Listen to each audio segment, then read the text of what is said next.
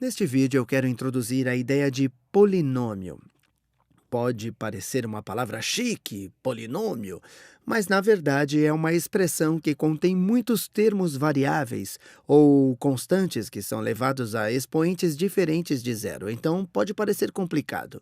Deixa eu dar um exemplo.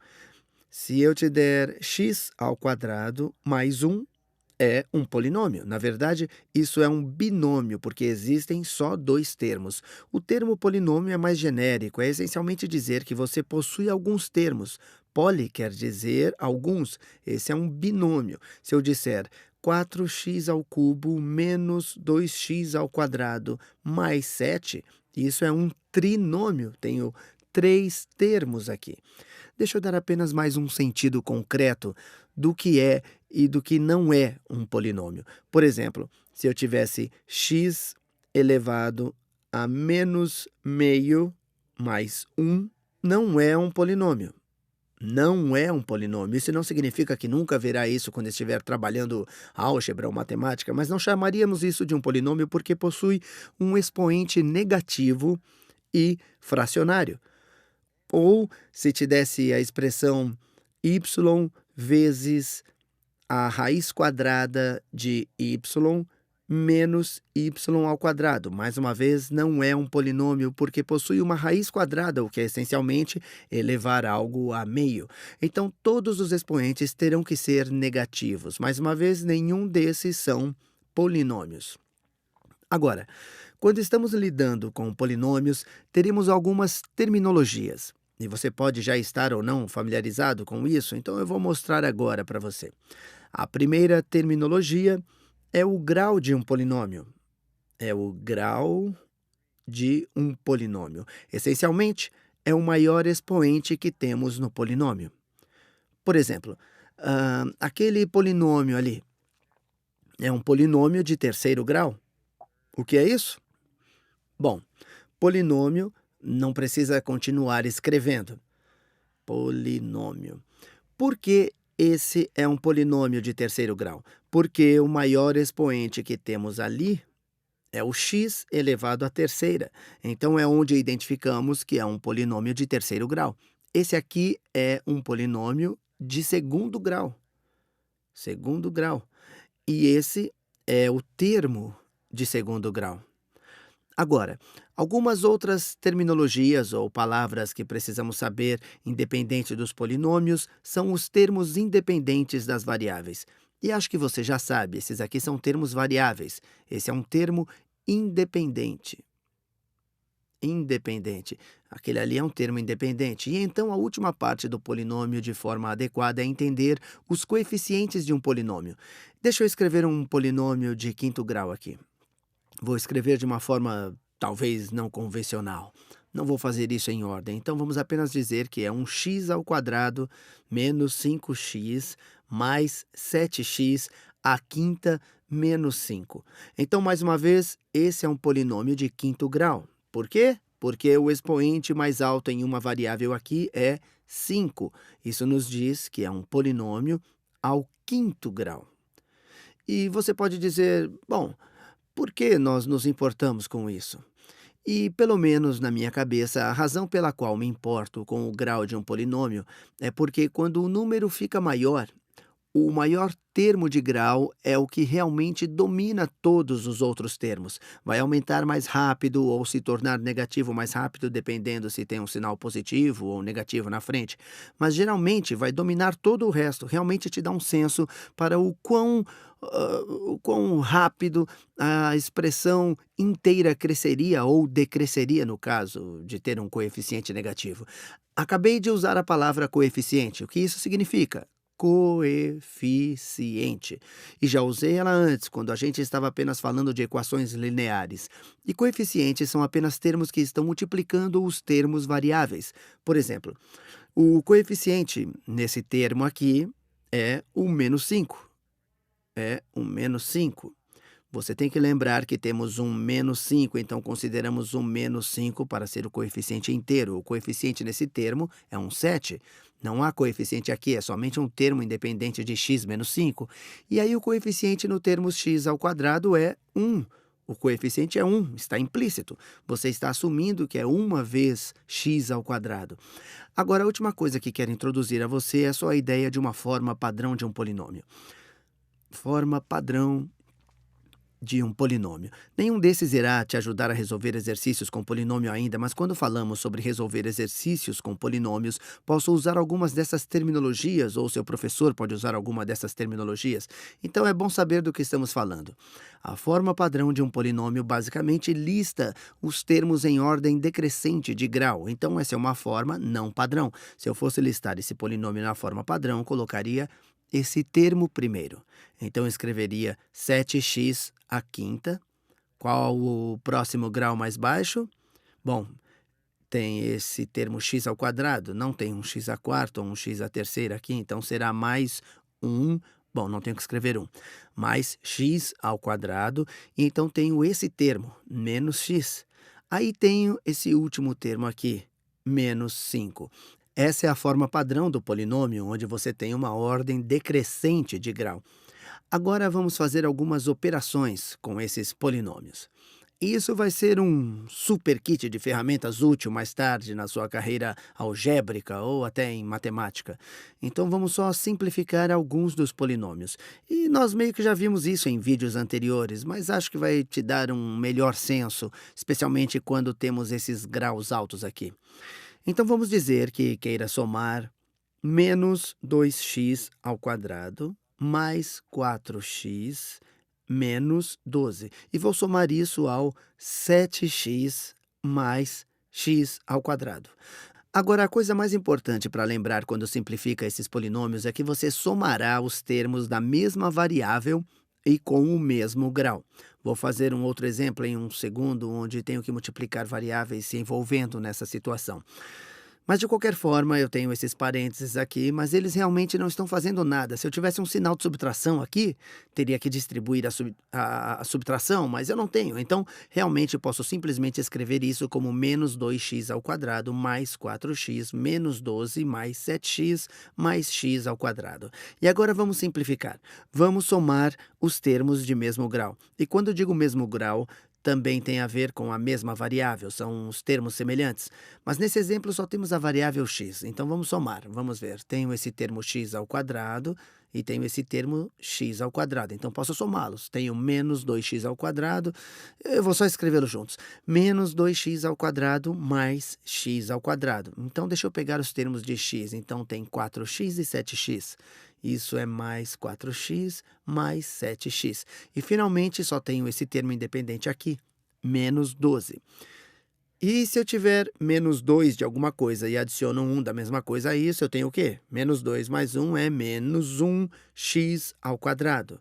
Poderia só escrever menos x ao quadrado, mas quero te mostrar que estou só adicionando menos 2 a 1 dali.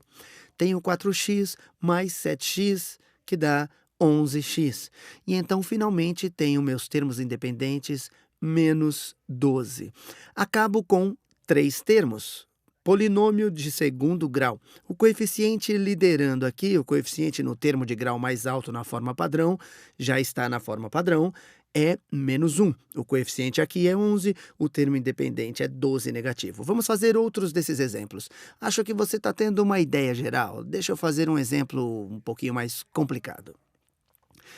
Digamos que eu tenha 2a ao quadrado b menos 3ab ao quadrado mais 5a ao quadrado b ao quadrado menos 2a ao quadrado b ao quadrado mais 4a ao quadrado b menos 5b ao quadrado. Então aqui eu tenho um sinal de menos, tenho variáveis múltiplas, mas vamos entrar nisso passo a passo. A primeira coisa que deve fazer é distribuir esse sinal de menos. Essa primeira parte podemos escrever como 2a ao quadrado b menos 3ab ao quadrado mais 5a ao quadrado b ao quadrado. E então queremos distribuir esse sinal de menos ou multiplicar todos esses termos por menos 1, porque nós temos um menos aqui. Então, menos 2a ao quadrado b ao quadrado menos 4a ao quadrado b. E um negativo vezes um negativo é mais 5b ao quadrado. E agora queremos basicamente somar esses termos. Tenho o termo 2a ao quadrado b ao quadrado. Tem alguns outros termos que têm um a ao quadrado b? Tenho que ser bem cuidadoso aqui. Bom, é um ab ao quadrado não, a ao quadrado b ao quadrado. Ah, aqui tenho um a ao quadrado b, a ao quadrado b, a ao quadrado de b, então deixa eu escrever esses dois. Tenho 2a ao quadrado b menos 4a ao quadrado b. São os dois termos aqui. Deixa eu pegar o laranja. Aqui eu tenho um termo ab ao quadrado. Agora eu tenho algum outro termo ab ao quadrado aqui? Não. Sem outro ab ao quadrado, então vou só escrever, tá legal? Menos 3ab ao quadrado.